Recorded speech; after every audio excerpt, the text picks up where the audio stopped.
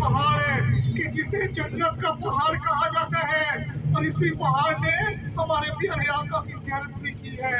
ہمارے پیارے آقا کا فرمان ہے کہ جب بھی مدینے میں آؤ نا، سب سے پہلے میرے چچا کے روضے پر سلام پیش کرے، اور جب آپ یہاں پر سلام پیش کریں گے نا تو 70 صحابہ کرام آرام فرما رہے ہیں، وہ قیامت کے روز تک آپ کے سلام کا جواب دیتے رہیں گے۔ حضرات کرام، یہ جو سارا پہاڑ دیکھ رہے ہیں یہ جنت کا پہاڑ ہے۔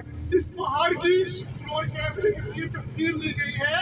یہ پہاڑ ایک پورے کا پورا نام بنتا ہے، اور وہ ہے نام محمد صلی اللہ علیہ وآلہ وسلم۔ حضرات کرام، یہ اپنے الٹے چھوٹی سی پہاڑی دیکھ رہے ہیں، اس پہاڑی کا نام ہے جبل رومات۔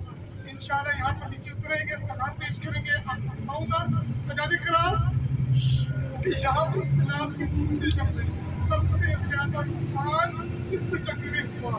70 صحابہ کرام شہید ہوئے کہ جو یہاں پر بغیر قتل کے آرام فرما رہے ہیں، جن میں سیدنا امیر حمزہ رضی اللہ عنہ بھی آرام فرما رہے ہیں، حضرت عبداللہ بن جائش رضی اللہ عنہ بھی آرام فرما رہے ہیں، حضرت مصعب بن عمیر رضی اللہ عنہ بھی آرام فرما رہے ہیں، جو ہمارے پیارے آقا صلی اللہ علیہ وآلہ وسلم کے دور میں ہم شکل سے اس جنگ میں شہید ہوئے تھے۔ اور یہ جو الٹے مسجد دیکھ رہے ہیں، اس کا نام ہے مسجد شہداء، کہ یہاں پر جو صحابہ کرام آرام فرما رہے ہیں نا، ان کے نام سے مسجد بنائی گئی ہے۔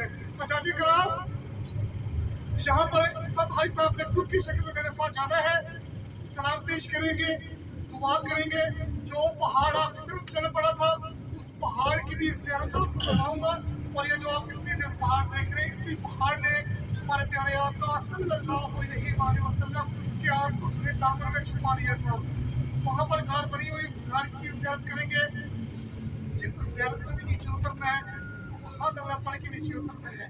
حضرات کرام، سید الشہداء امیر حمزہ رضی اللہ عنہ کا مزار کہ اس جنگ میں نا کہ پیارے آقا صلی اللہ علیہ وآلہ وسلم آپ کے پیارے چچا جان سیدنا حضرت امیر حمزہ رضی اللہ عنہ نے زندہ کی